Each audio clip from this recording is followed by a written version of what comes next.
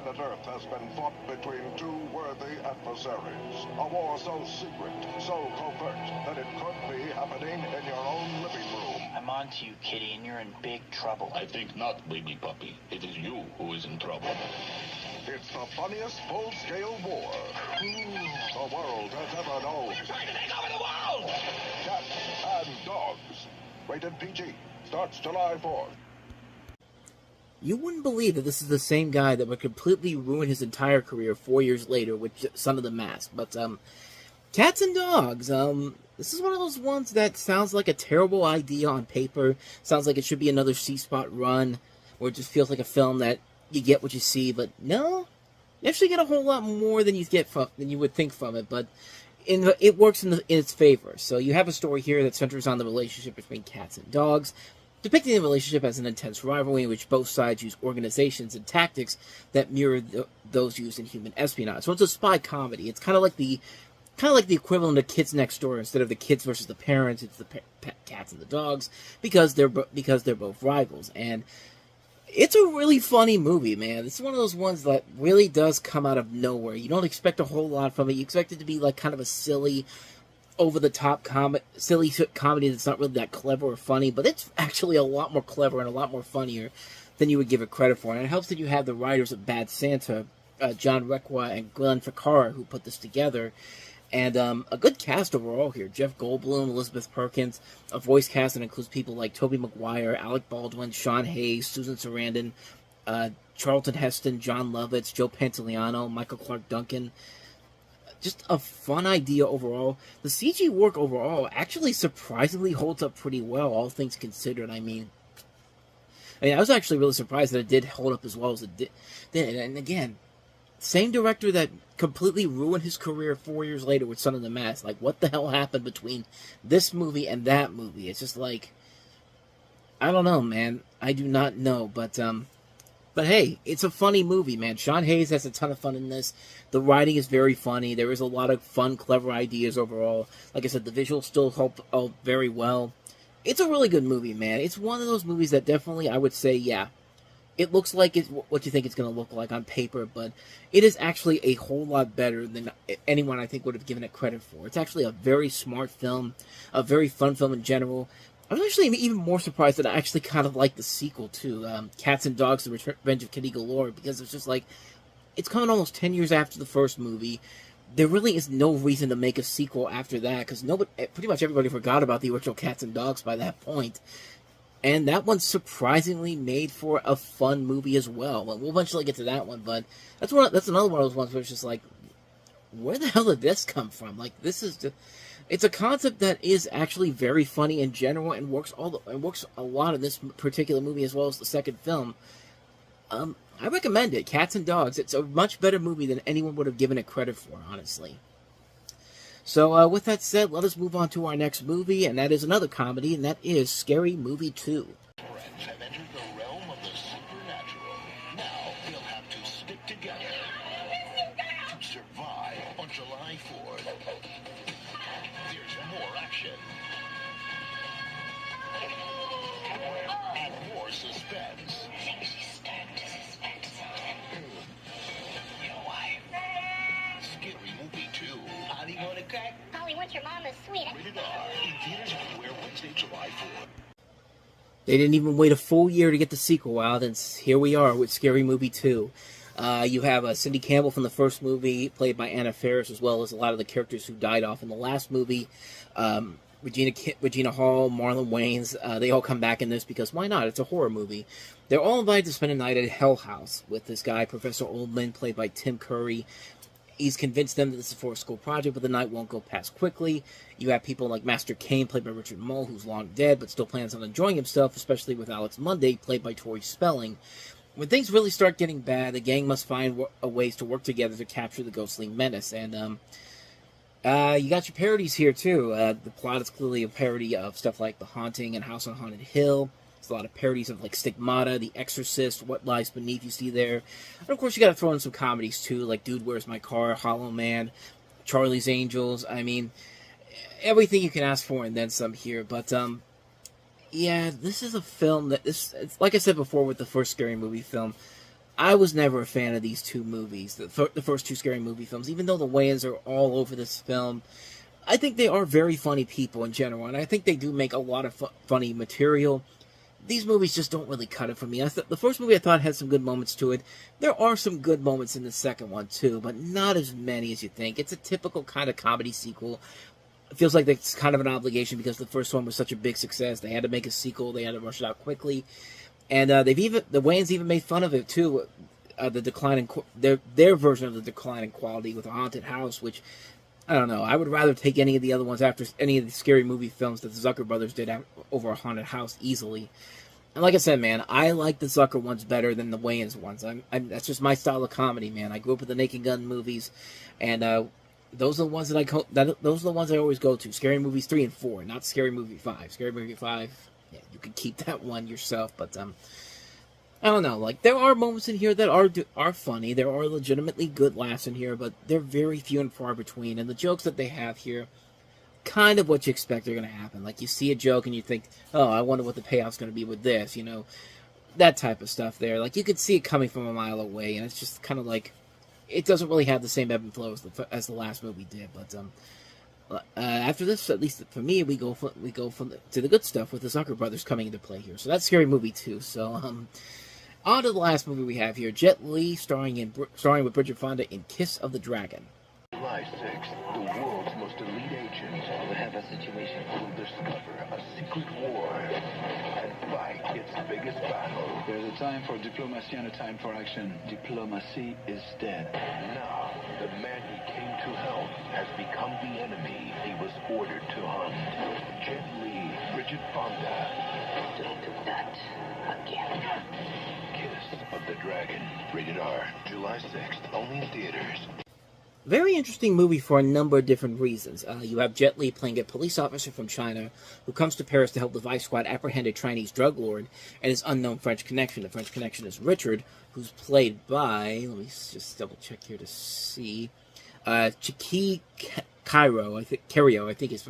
You've seen him in a bunch of stuff before, but he is the head of the Vice Squad and he intends to kill the drug lord that framed Gian. Gian ducks a bullet and escapes with a tape of what really happened, but chances that Gian turns to this girl named Jessica, played by Bridget Fonda, a U.S. farm girl who is one of Richard's hookers, for help. She has her own problems, including the fact that Richard had her daughter locked in an orphanage to keep Jessica on the streets and silent about his activities. Can Gian protect Jessica, rescue her daughter, and give Richard the kiss of the dragon? One of the most notable things about this particular movie is that Jet Li wanted to make these fight scenes to be more realistic. So there's not a whole lot of CGI and wire work than you would usually see in movies like this, like stuff like Charlie's Angels and The Matrix. It is notable for being one of the few action movies where the action sequences do not use any CG or wire work, with only 2 exceptions, and only one of them had wire work. So on that front, this makes this movie pretty impressive for the time period, since we were seeing a lot more movies using CG to make the action sequences look cool.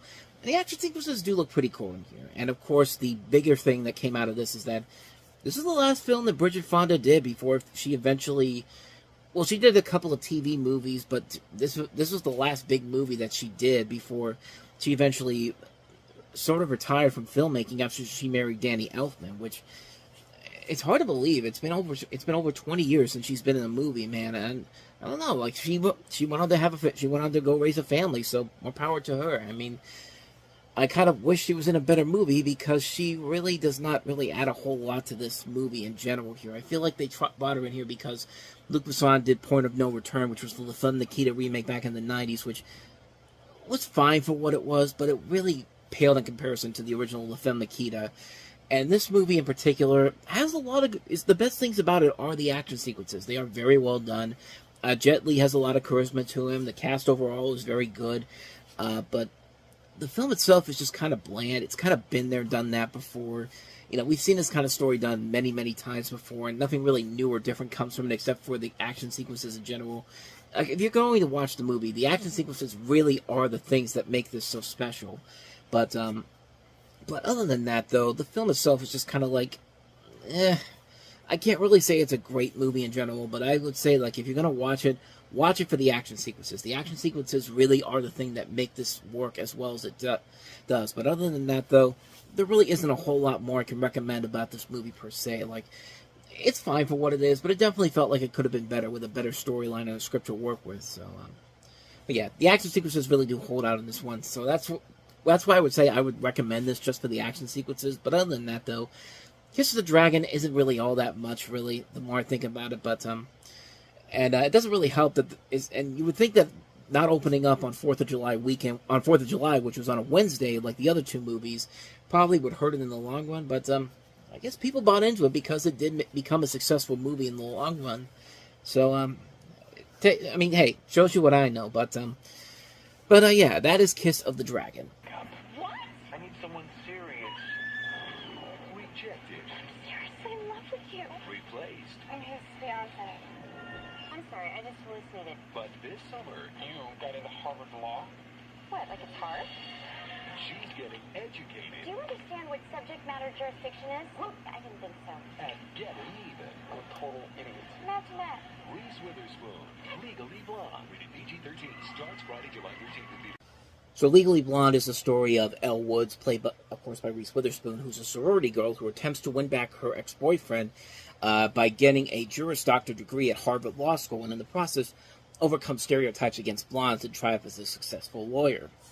This is based off of a novel of the same name, and the writer of this actually, had experiences going to Stanford Law School when being obsessed with fashion and beauty, reading Elle magazine, and frequently clashing with the personality of her peers. And she actually met with one of the producers and helped her develop the manuscript into a novel, and the book actually became a movie before I believe the book even came out, if I'm not mistaken. But this was the movie that kind of launched Reese Witherspoon as a superstar. Like, it really brought her into the stratosphere as a leading actress, and overall showing that, hey, she's got the capability to handle a movie like this. And while she definitely is one of the best things about the movie in general, I don't know, maybe it's just because I'm a guy, I never got into the Legally Blonde movies, honestly. Like, I get into a lot of these type of films. Legally Blonde never really did it for me. Maybe because I saw it at an early age, and I actually went to see it in theaters because my sister wanted to see it when that came out. I just never really got into it myself. I mean, it's not a bad movie per se. It just really doesn't do anything that significant in terms of a story department. You can kind of predict everything that's going to happen. You can predict how it's going to end. And there's really not a whole lot of surprises overall in the final climax of the movie, but it's not, like I said, it's not a bad movie. It's just not my personal taste. I mean, I've liked movies like this that are similar, and I think the casting, really does carry the film overall for me to say that it's not a bad movie. It's just a passable film. I think it definitely does show Reese Witherspoon's potential as a leading actress, which it would later show in a couple of years when she'd be accepting the Oscar for Walk the Line. And you also got Luke Wilson, Selma Blair, Victor Garber from Alias, and Jennifer Coolidge from the American Pie movies.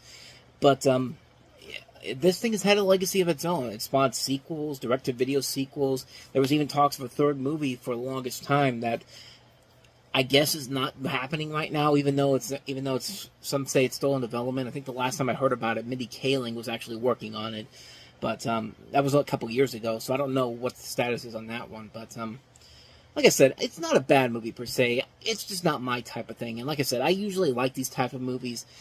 I just didn't find this one that amusing in general. I just thought it was just okay for what it was. I think more of it comes from the enjoyment factor comes from Reese Witherspoon, who does make this performance work. And some of the songs in the soundtrack are actually pretty good. The Hoku song at the beginning, Perfect Day, is surprisingly catchy as all hell. I mean, that's a great song.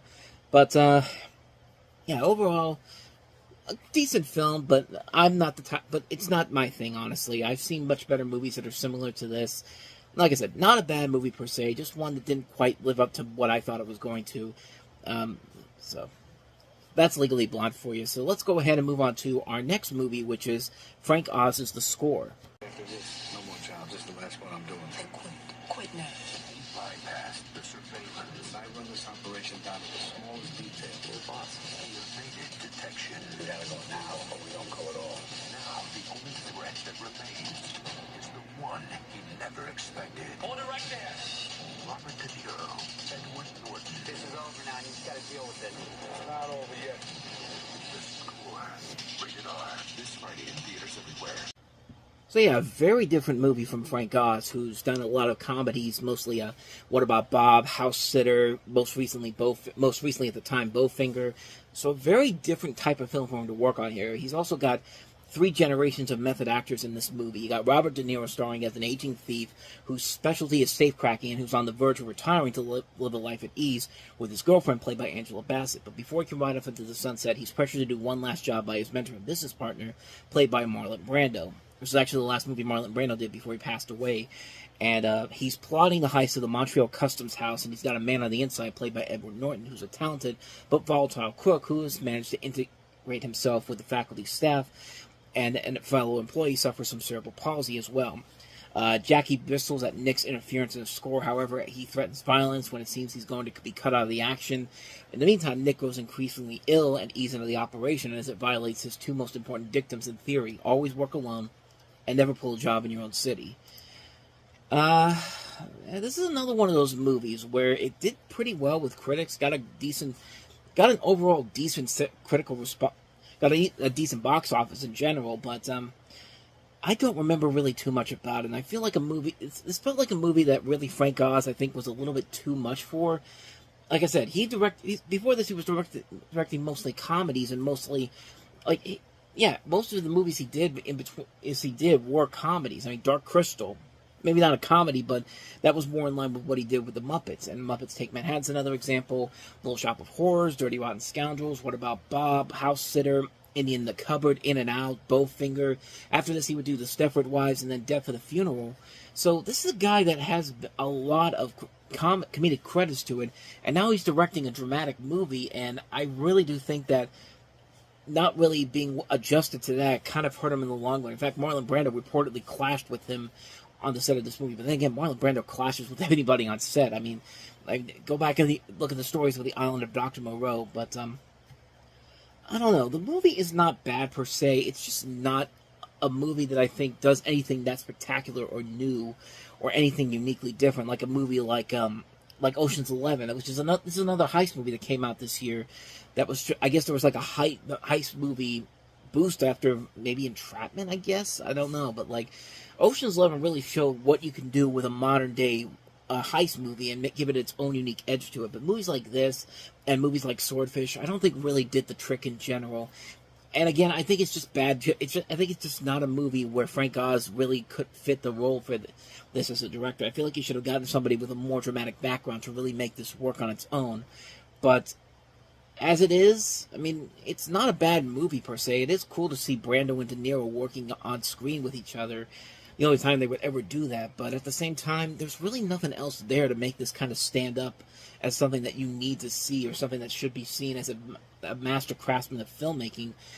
It's just not really anything, really. It's just mostly a mediocre film in general. Like a film that you expect so much more from, but you never really get what you really want from it when it's all said and done. Kind of a letdown film in general, so. And speaking of letdowns, that perfectly segues into our next movie, which is Final Fantasy: The Spirits Within.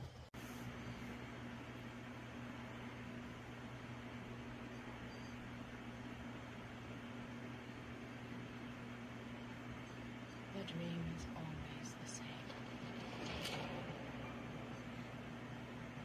I'm standing, waiting for something. If they knew about these dreams, they'd shut me down. The question is, will I be in time to save the Earth?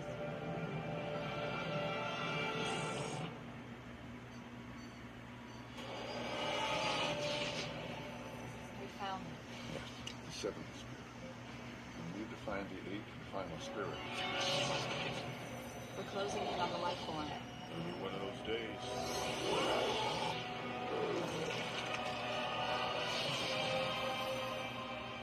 This is it. Dr. Ross has opened the door for us. There's a life form in here. You've got a talent for understatement. Over here, you son of a bitch! This shouldn't be happening! What is that? The dream is coming faster now.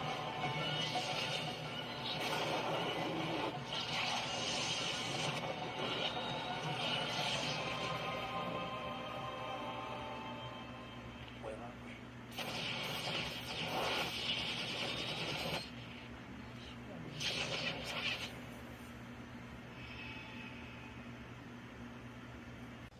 I mean, from that trailer alone, that was my first real introduction to Final Fantasy when I saw that trailer on some Sony videos back in the day, and I was just like, what is this? I mean, what is Final Fantasy? I kind of want to see what this movie was about in general. And so Final Fantasy The Spirits Within is notable for a number of different things. One, it was the first photorealistic computer-animated feature film, and for the longest time, it was the most expensive video game-inspired movie of all time.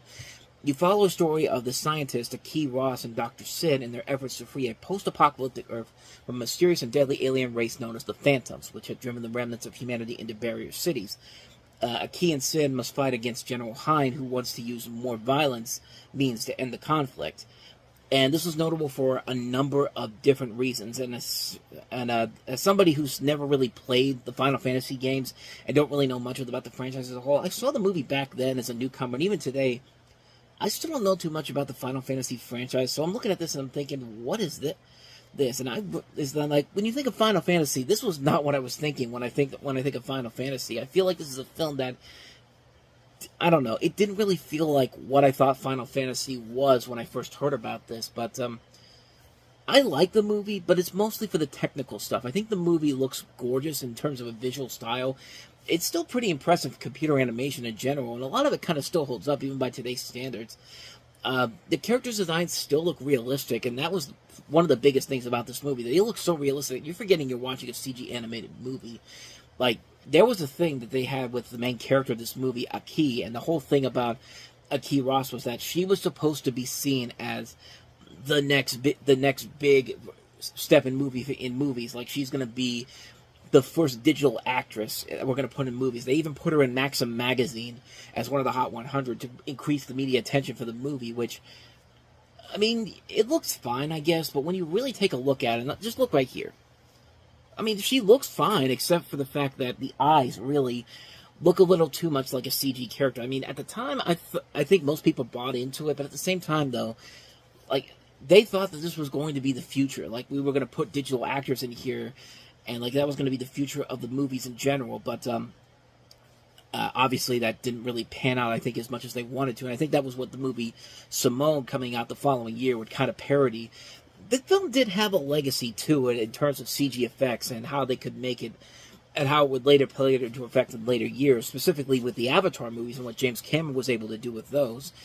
And kind of like with the Avatar movies, this movie really, like, it really doesn't have a good story to work with here. I think there are elements here where I think it does work. I like the voice cast they have here. You got Ming-Na from Mulan as Aki, Alec Baldwin, Donald Sutherland, James Woods, Steve Buscemi, Perry Gilpin, Ving Rhames, and they work off each other very well. Like I said, the only real downside of the movie is the story. It is not an interesting story in the slightest. It's been there, done that. Very few surprises going into the movie, and when you see those twists and turns, it's just like, it doesn't really surprise you whatsoever. It's not Argyle bad, where they consistently keep throwing twists on you all the time. It's nowhere near that bad, but it's not great either. It's just, you kind of expect more in terms of the story department, but I mean, it was a disappointment for some when it came out. It didn't really accomplish what I think they wanted to accomplish from it, but from a visual perspective, it still holds up after all these years. It's still a very solid film, but it really needed a much better story to make it spectacular. I think the animation and the CG work fine, and they make it worth a watch, especially if you're watching it on a Blu-ray, but it's a film that's okay for what it is, but it definitely was one of those ones where you feel like it could have been a whole lot better if the story had been much more clever and much more interesting in general here. And even if you're a newcomer to this series, this is probably not the best way to come into it, but I mean, that's just how I got into it, but that's just my thoughts on Final Fantasy, The Spirits Within. So let's go ahead and move on to our last movie that we have here, and that is Made. Hey, Jimmy, where are they taking us? Yeah, where are they going to whack us, Jimmy? We need guns. We don't need guns. I'm telling you, man, I'm pretty sure we need guns.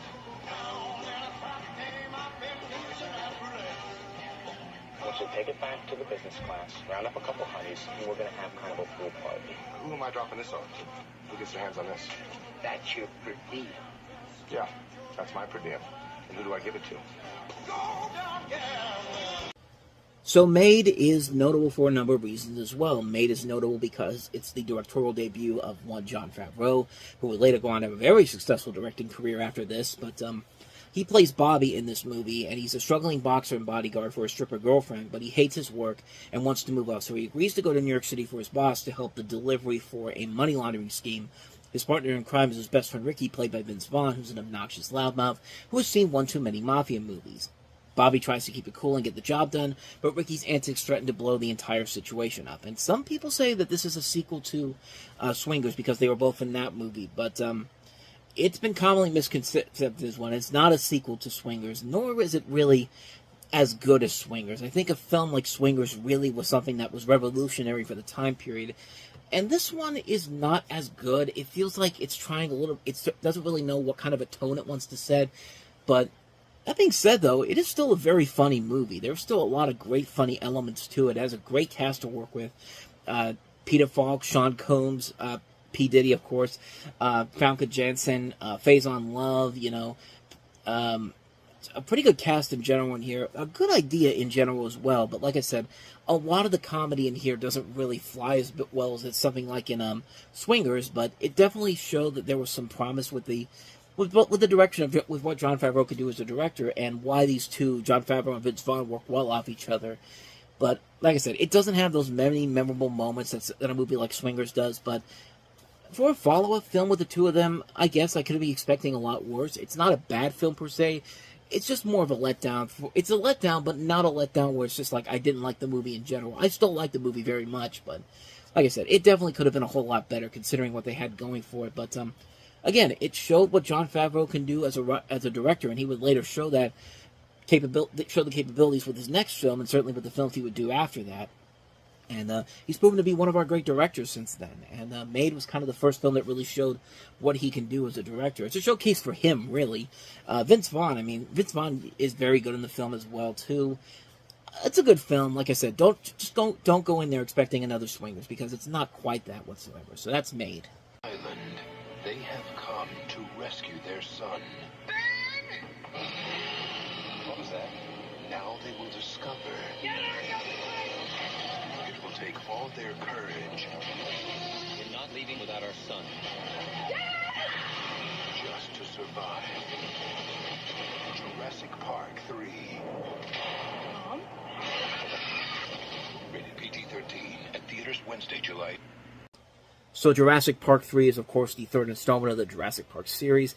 It's the first film not to be directed by Steven Spielberg, and it's also the first movie not to be based off of a Michael Crichton book. Of course, the first two movies were based off of Jurassic Park and its sequel, The Lost World.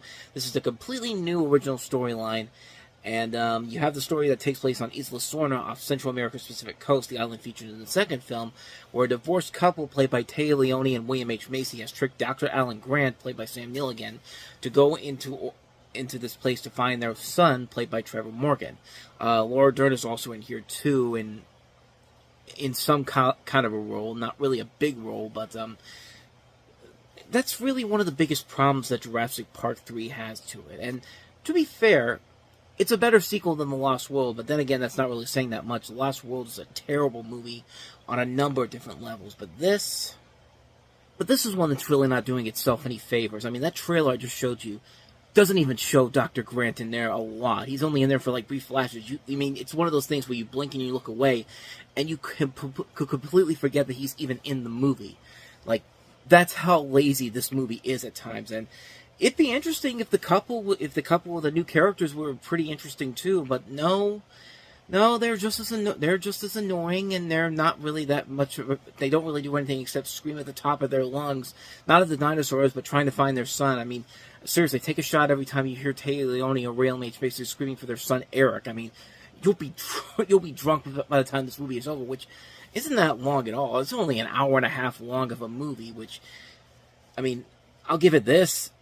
It's a good thing that it's mercifully short. I mean, there's really not a whole lot about this movie that I can really say that's really positive about it. I mean, it's not quite as bad as everyone made it out to be. It's better than The Lost World, but it's still not a good movie. I mean, there's still a lot of things about it that make no sense whatsoever. They don't really use Dr. Grant or Dr. Sadler in this at all, like barely. Like, Sam Neill has a prominent role in this, but even then, he's not really doing all that much in there.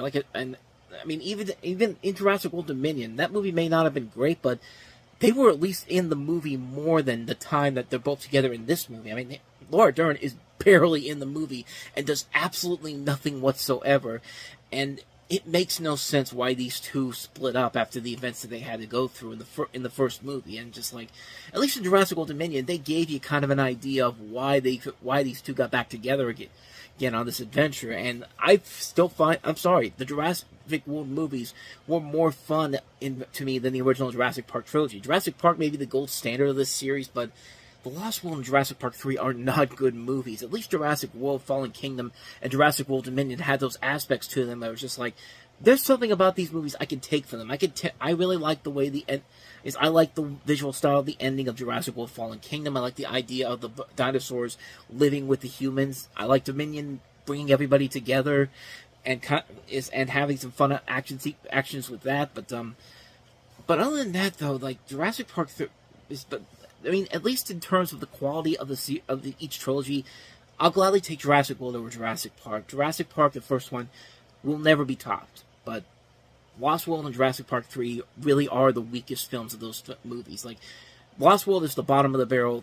This is close to the bottom of the barrel. I mean, Jurassic World Dominion's not too far off, but this is just, it's harmless. Its biggest thing to me is that it's just a harmless movie, and it's mercifully short. And there was at least some elements to it which I got some excitement out of, which is more than I could say about The Lost World. And it wasn't a terrible disaster like something like Jaws the Revenge, which killed that series pretty quickly. I mean, so I guess there's that. I mean, other than that, though, there's not really much more I could say about Jurassic Park 3 that's really great about it. Just kind of like, it's there, it's passable. That's the best thing I could probably say about it, is that it's a passable movie. Like, it's one that just kind of like, okay, you accomplished what you wanted to do. You got people kind of excited again, I guess, for this again. But, like, not really, because this movie, as much as it was a success in the box office, it was definitely down from the previous two films.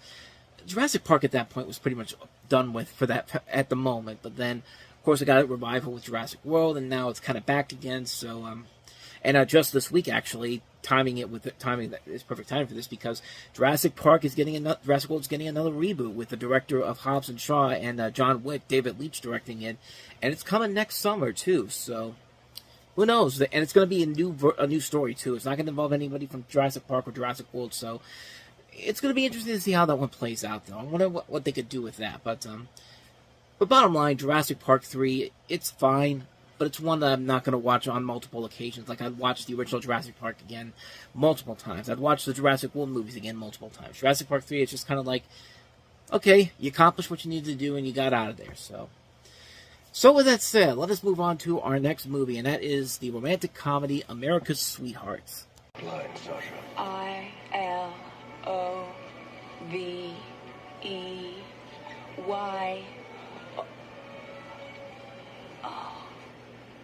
You. Ladies and gentlemen, here they are, ready and Gwen, America's Sweetheart. America's favorite on-screen couple has broken up. She fell in love with another guy. I'm with Gwen now. We're a couple. But everyone wants them back together. You're on the air. I can't watch you without Eddie. I need Eddie and Gwen back together again. And there's only one person who can make it happen. Don't worry, I know somebody. Wait, I love you. I'd do anything for you. You're just asking an awful lot. Kiki! I smell smoke. Could you please put that out? Please, please. You look fabulous. What did you do? It's my hair. She lost 60 pounds. 60 pounds? Yeah. That's a Backstreet Boy. Now they're trying to keep up appearances. Here they are, ready and Gwen, together again. And she's picking up the pieces. But you want to take a swing at me, huh? Please. Come on. What are you... Come on, what is that? Hector? Eddie, are you okay? Something happened tonight. Gwen was drawing me to her, and there she was. And I thought to myself, that's the woman I'm supposed to spend the rest of my life with. The woman by the pool. Gwen. The real story is happening off-screen. What are you thinking right now? Something that I should be thinking about. Does this have something to do with Gwen? Kiki? Kikikins? My butter has touched another food. I need new butter. So what is it? You're in love with Daddy? Wouldn't that be stupid? Revolution Studios presents... Are you seeing anybody? What do you think about how I answer that? What? You moron! Here, you're it. Oh. There you go. This is a very complicated situation. Let me uncomplicate it for you. That woman that you saw by the pool the other night. No, that woman that you just have to spend the rest of your life with. That was me. Academy Award winner Julia Roberts, Billy Crystal, Catherine Zeta-Jones, John Cusack. I've never seen him look at her the way he's been looking at you. America's sweethearts. At least buy me dinner and drinks first. Don't let me interrupt. Well, I hope you enjoyed that trailer, because there's really no reason to see the movie. They literally just gave you every single spoiler that happens in this movie. I mean, that's literally what the whole movie is, so... But if you still need me to explain this to you, in the midst of a nasty public breakup of married movie stars, the two being played by John Cusack and Catherine Zeta-Jones, a studio publicist played by Julia Roberts scrambles to put a cap on the escalating situation as the couple's latest film has found its only print kidnapped by the director. You also see Billy Crystal in there, who also wrote the script, and also Hank Azaria. Christopher Walken's also in here. Stanley Kubrick, good lord. Now that would be a different movie, bringing a guy who'd been dead for 2 years into this, but no. Stanley Tucci is what I wanted to say, good lord. Alan Arkin, Seth Green, Rainn Wilson, they're in this movie as well. I wish I could say there was something more to this movie than what that the trailer gave you, but like I said, the trailer literally gives you every single thing that happens in this movie, and it'd be fine if the chemistry between the leads were any good, and no, it's not good either. This whole movie really is just a trailer that pretty much gave away everything, and nothing that it doesn't show you is that genuine or exciting. Like, I don't even buy the relationships between, like, John Cusack, I think, was a really bad choice for the leading man in this movie. I mean, there were so many other people you could have gotten to play that role, and I feel like John Cusack, I don't think he is. When I think of the hottest movie stars in a movie, John Cusack's not the first person I think of. John Cusack is a great actor, don't get me wrong, but the hottest movie actor out there is John Cusack. I mean, part of that I can't buy into, and what's really bad about this movie is that Billy Crystal wrote this movie, as well as Peter Tolan, who wrote The Job and also Rescue Me, some of the best shows of the 21st century. And this is the best they could do with this. And but then again, maybe it's because this is directed by the literal head of the studio, Joe Roth, who runs Revolution Studios, who did this a couple of times with the movies he directed, including the infamous Christmas with the Cranks and also Freedom Land, which he does not have a good directing track record. You just feel like Julia Roberts is past this point. I mean, she won her Oscar earlier in the year for Erin Brockovich. It's time to move on from these and actually show what you can do as a leading actress, which thankfully she's done over the years after she won the Oscar. But this is one of those things where it's just like, everybody in this movie deserves better than this. There's nothing about this movie that is fun, that's charming, that's fun in terms of its silliness. It's just a lackluster romantic comedy that just fails miserably because they sucked you in with a trailer that was really bad from the get-go, and what they showed you in the movie didn't even come close to being as funny as that. It's just like, it wastes a lot of time. It runs way too long, too. This is a movie that runs way too long. It is close to over 2 hours long. It's just kind of like, nothing is really there in this movie. It's not worth it. It's a poorly made film with so many good talented people in it. It's not a good movie. It's a really messy film on so many levels, from the casting to the writing to everything else about it. It's just a mess of a film, and hey, I guess people bought into it because it was a big hit when it came out, so what do I know, I guess? I mean, I'm just one person that's getting his opinion out there, but anyway, that's America's Sweetheart, so let's go ahead and move on to our next movie, which is Hedwig and the Angry Inch.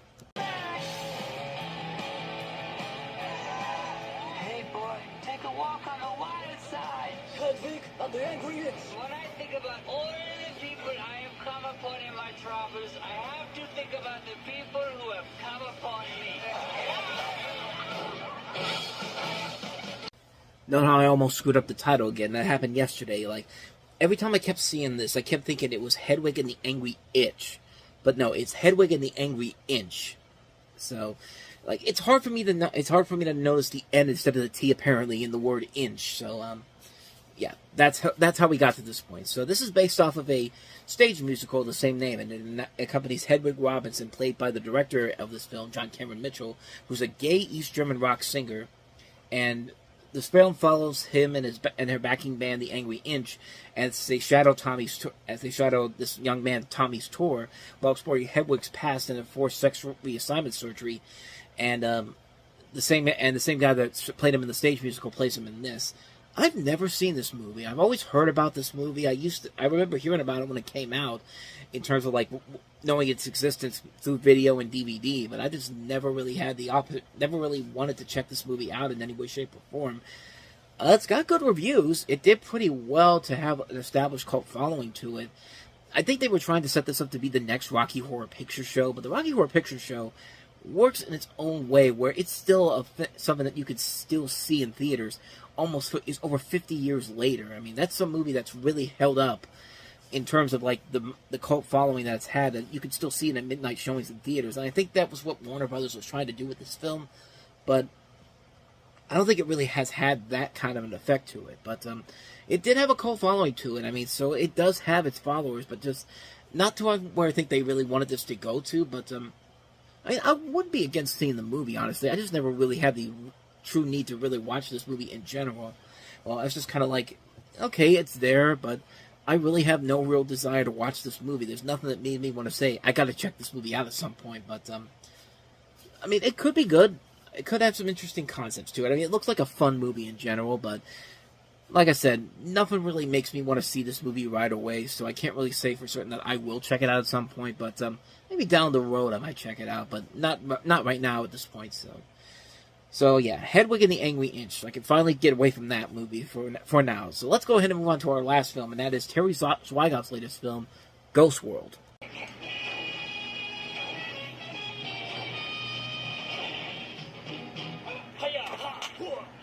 Ghost World.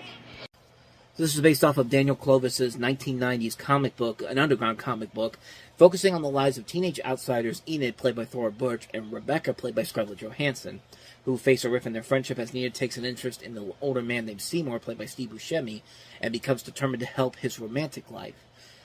Another one I haven't seen before. It's one of those ones that, again, kind of like with Hedwig, it's one I've been wanting to check out for a while now, mostly because of the casting. I mean, Thora Birch, Scarlett Johansson, Steve Buscemi, Brad Renfro, Elena Douglas. I like Terry Zweigoff. I like his last movies that he did, which were only two after this one, in particular, Bad Santa and Art School Confidential. But it's just the one I've just never really had the time to go check out, and it's one I've been kind of wanting to, mostly because of the cast and the idea overall. I mean, it could be something really fun. It's one of those ones it's another one of those ones that I've been wanting to watch at some point, but I've just never really gotten that urge to really go check it out and see it on a big screen, or not even on a big screen, but just in general. But yeah, it's one that I kind of want to check out at some point, but like I said, I haven't really gotten the time to actually do that, so hopefully sooner or later I will check it out. But it's one I've been wanting to check out for a while now, but it looks pretty good, so not much more to say about that one. That is Ghost World.